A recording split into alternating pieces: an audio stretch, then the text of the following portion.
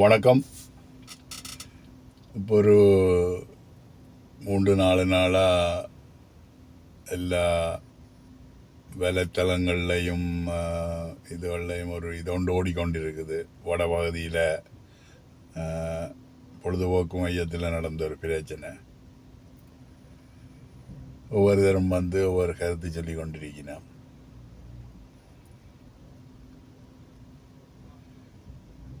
இப்போ இதில் என்னை பொறுத்த மட்டில் இப்போ அந்த பொழுதுபோக்கு மையத்தில் இப்போ நாங்கள் இப்போ இப்படித்தானே வெளிநாடுகளில் வந்துட்டோம்னா அவங்களோட சட்டத்திட்டத்துக்கு பின்னால் நாங்கள் போகிறோம். ஒரு உதாரணத்துக்கு நான் டொரண்டோ டவுனுக்குள்ளே வேலை செய்கிறேன். நான் அங்கே அதாவது கனடாவிலேயே 2வது மிகப்பெரிய மோல்ன்னு சொல்லிவினோம், ஈட்டன் சென்டர். அங்கே ஃபுட் கோர்ட் இருக்குது. அதாவது கீழே ஒரு தளம் ஃபுல்லாக சிறிய சிறிய சாப்பாடு கடைகளும் அவர்கள் அங்கே வேண்ட சாப்பாட்டை இருந்து சாப்பிட்றதுக்கான வசதிகளும் கொண்ட ஒரு தளம். அந்த இடத்துலையே நாங்கள் வெளியே இருந்த ஒரு சாப்பாடை கொண்டு போய் வச்சு சாப்பிட இயலாது. ஆனால் ஒரு பொது வழி, அதாவது பொதுமக்கள் யாரும் ஒரு ஆள் ஒரு மாதத்தில் 1.5 மில்லியன் பீப்புள் அந்த ஷாப்பிங் காம்ப்ளெக்ஸுக்கு போகிறது.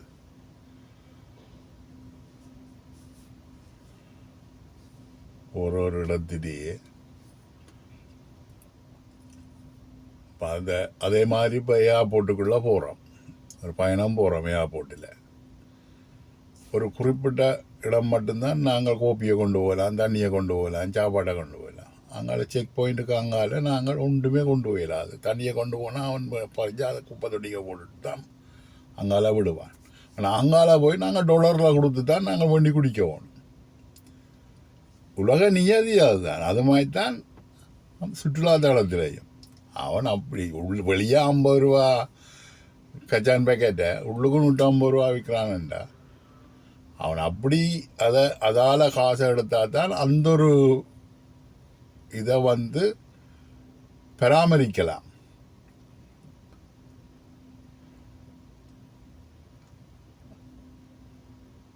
சும்மா வெளியே நின்று பார்க்க ஒரு இடம் அதை நடத்தினான். அதுக்குள்ள உள்ள பிரச்சனையெல்லாம் அங்கே இருக்கிறவனுக்கு தான் தெரியும்.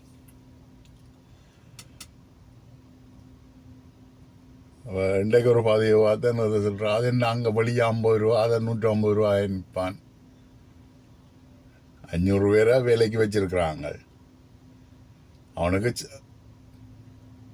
சம்பளம் கொடுக்கணும். சம்பளத்தோட மட்டும் முடிகிறாரு வேலை இல்லை. துப்புரவு பணி, அதுக்குரிய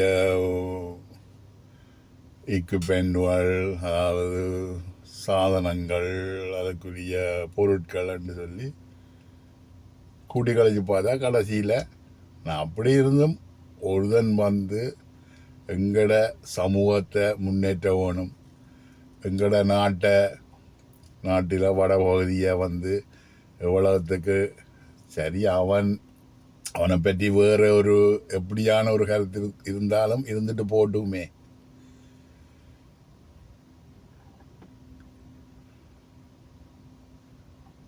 என்னை பொறுத்த மட்டில் இப்போ நான் அந்த இடத்த பார்க்க போகிறேன்னு சொல்லி சொன்னால் எனக்கு விரும்பினா தண்ணி போத்தில் நான் வேண்டி குடிக்கலாம். இல்லைன்னா அதுக்குரிய வசதி செய்து வைக்கணும். அதில் தண்ணியை குடிச்சிட்டு போகலாம். இல்லை நான் போத்தல் தண்ணி தான் குடிக்க வேணும் வேண்டாம், நான் அதுக்குரிய காசை கொடுத்து தான் வேண்டி குடிக்க வேணும்.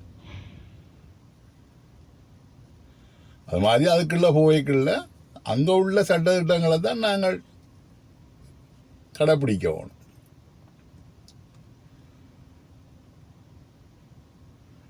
வறியவர்கள் வளர்ந்தவர்கள் என்று சொல்லி இதில் பாகுபாடு ஒன்றுமே கிடையாது. சுற்றுலாத்தலம், பொழுதுபோக்கு தளம். நாங்கள் எங்களுடைய பொழுதை நாங்கள் கண்ட வேணுமெண்டா நாங்கள் சில ஒன்றை இழந்தால் தான் ஒன்றை பெறலாம். அதுதான் உலக நியதி.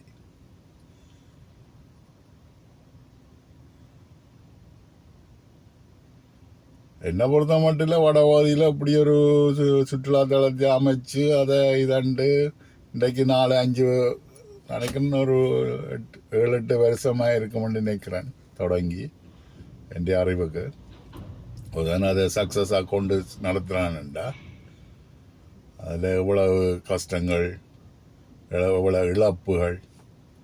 ஆரம்பத்தில் இழந்ததை பார்க்க மாட்டினான். கதைக்கிறார்கள் எல்லாரும் ஆரம்பத்தில் அவன் இவ்வளத்தை எந்த ஒரு தொழிலையும் இப்போ வெளிநாட்டில் ஒரு ஒன்று இருக்குது அப்படின்னா நீங்கள் ஒரு இடத்தை நாங்கள் ரெண்ட் பண்ண போகிறோம்னு சொல்லி சொன்னால் ஃப்ரீ ரெண்ட்னு சொல்லி நாங்கள் ஓப்பன் பண்ணலாம். 6 மாதத்துக்கு 3 மாதத்துக்கு ஃப்ரீ ரெண்ட்.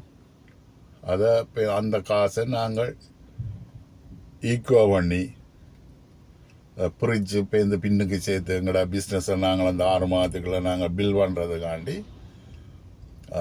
எங்களோட வளர்க்குறதுக்காண்டி ஒரு மியூச்சுவல், அது மியூச்சுவல் அண்டர்ஸ்டாண்டிங்னு சொல்லிவினா ஒரு பயனாளியும் அதை கொடுக்குறவர் ஒரு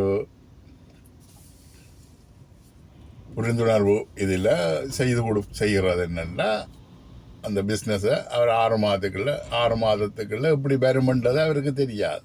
ஆனால் ஒரு நம்பிக்கையில் தான் பிஸ்னஸுக்கு வாரம். அப்போ அதுக்கு ஒரு உதவி. அது மாதிரி அவர் இந்த தொழிலில் எங்களோட மக்களுக்கு சேவை செய்யணுமென்று சொல்லி ஒன்றை ஆரம்பிக்கல. அதால் அதுக்குள்ள இறங்கின உடனே அதுக்குள்ளால் எடுத்திருப்பாரோன்னா 100% இருக்காது. அப்போ இன்றைக்கு நீங்கள் எல்லாரும் கதைக்கிற நீங்கள் எல்லாரும் 10 வருஷத்துக்கு பின்னுக்கும் போய் பார்க்கணும் அவர் எவ்வளோத்தை இழந்திருப்பாருன்னு சொல்லி. இது என்ற தனிப்பட்ட கருத்து. ஓகே மக்களே.